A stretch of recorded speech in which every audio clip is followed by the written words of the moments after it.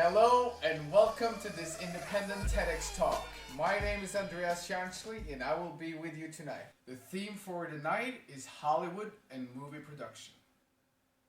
Throughout the last decades, movie production has become costlier than ever and the hit rate of the movies has been quite low. How should the movie studios deal with this rising cost and ever increased risk of failure? Today people watch more movies than ever. This is partly due to the growing library of low-price movies, great quality, and accessibility. The movie studios continue to increase the budgeting for blockbusters, and the industry as a whole is growing. Nothing seems to stop the freight train of the entertainment industry. But yet the hit rate for movies is low, and the rising cost for movie production induce increased risk of failure.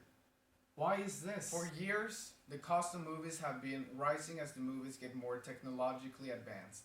For example, requiring more sophisticated cameras or cinematic shots, or that the plots get more complicated.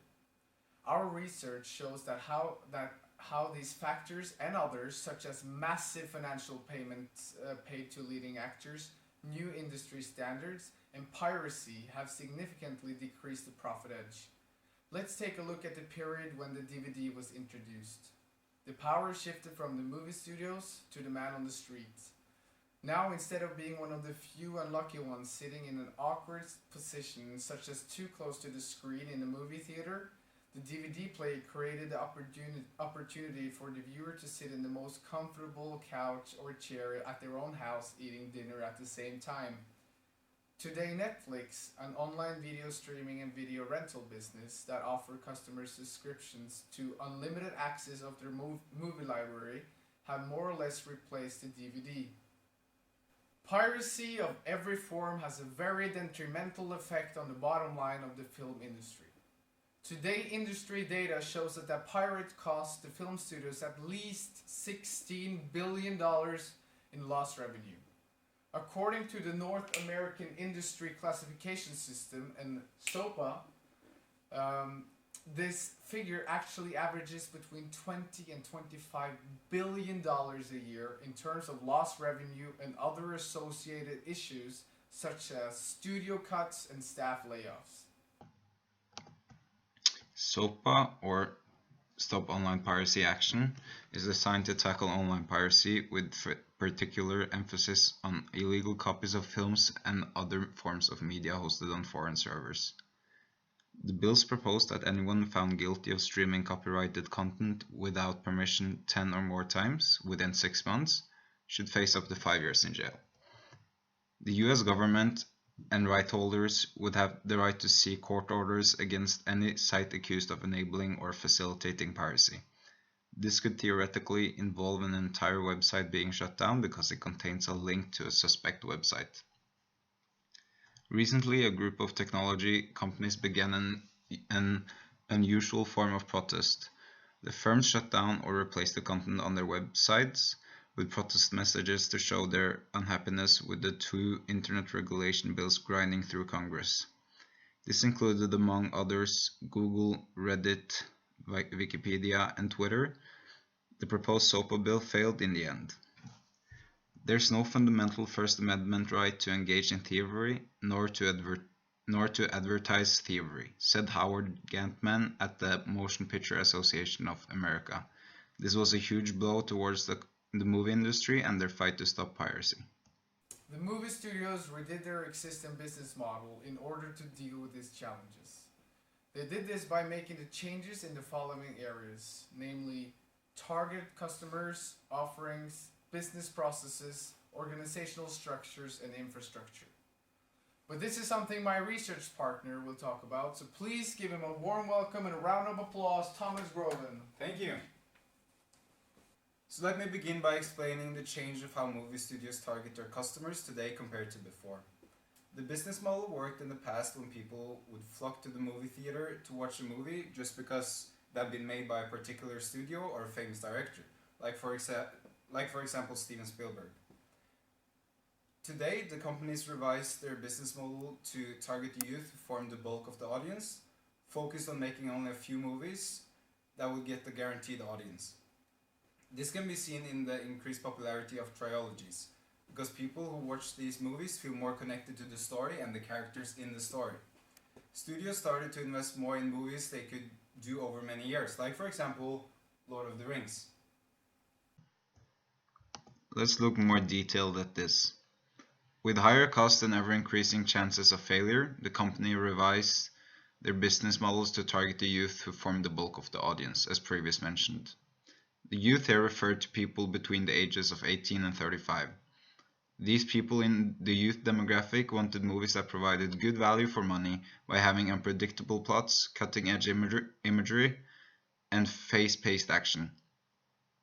Examples of movies that targeted the youth demographic included the Fast and the Furious franchise and scripts by J.R.R. Tolkien involving the supernatural world of elves and trolls.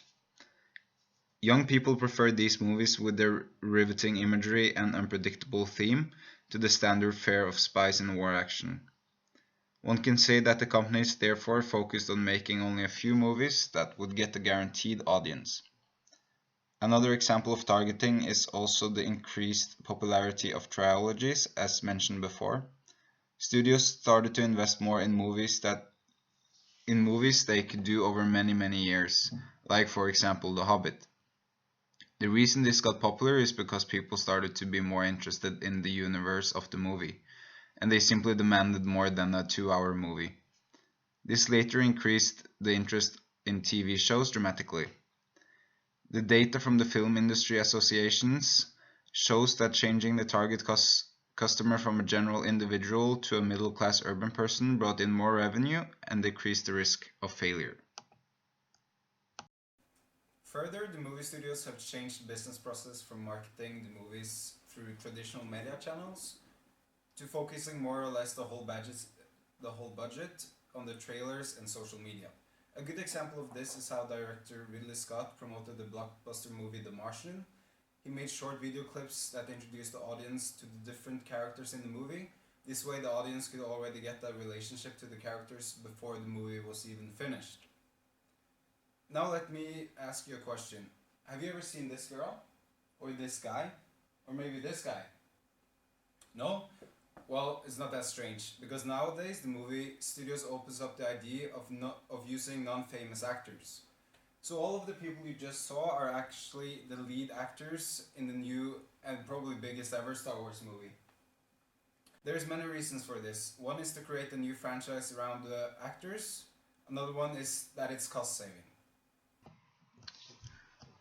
Let's look more into the advantages of the new marketing strategy. The action has had the dual effect of reaching billions of the potential customers who use YouTube, Facebook, and Twitter, while reducing the cost associated with paying for advertising. The good thing about this strategy is that social media can bring attention to a movie and create such hype that even if the movie is not an excellent movie, the effect of saturation and mass mobilization will ensure the ticket sales anyway. An example of this would be The Interview. This movie got so much attention after the people refused to show the movie that it became the highest rated movie on IMDb ever and had one of the best marketing campaigns in the history. Thus later Fast and Furious movies such as 6 and 7 were not regarded as good as the first releases, but people still bought tickets. The changing of a business process to a dynamic one that reaches billions of people around the world can therefore save the company from making losses in the millions from a failed film. Another way the movie studios are cutting their cost is by using advanced infrastructure. This allows the movie studios to film entire movies in front of a green screen in order to save money. They're doing this instead of flying an entire film crew to different locations. A good example of using advanced infrastructure is the movie called Avengers. This is the highest grossing movie ever made, and it was almost shot entirely inside a studio. The use of a green screen and cutting-edge technology has made it extremely more convenient to develop real-looking action scenes. As you can see in the picture, the amount of editing done by the computer is astonishing, and the result is more or less perfect. So now we have looked at the different approaches that they use to cope with the rising cost of film production today. But in order to adapt to the fast changing industry, we have looked into a few solutions they can adapt to. First, they have to further invest in social media for marketing purposes. This is especially important in countries like China, who use a different platform for social media than the Western world. Secondly, enforcing stringent anti-piracy laws and interventions. It sounds like a platitude, but since piracy costs the movie industry up to or towards $20 billion a year, it is important to search for a new regulation that prevents further growth of piracy. We feel the old model of only going after the pirates is the wrong approach, but instead create new or adjust old platform to better suit the audience. Further, subcontracting to smaller units with specialities in key parts of production. Small companies with special skill sets or technology in lighting and special effects can help cut down the cost by agreeing to take the most technically challenging and expensive tasks as outsourced entities in exchange for a fraction of the profits. At last, movie studios shouldn't be afraid of investing in small movies to see what's trending. A good example of this is Paranormal Activity, an independent movie with only a budget of $15,000, but they ended up almost making $200 million. Now you have gained a better insight on how the industry have changed and developed. It is clear that the industry has encountered big challenges, and we have seen how they have adapted to these changes. And we have proposed some of our own solutions as well. But there is no doubt that the landscape is changing rapidly, and it will be exciting to see how the movie studios attack these challenges in the future. Thank you so much for listening. I hope it have been a learningful experience. And good night. Good night.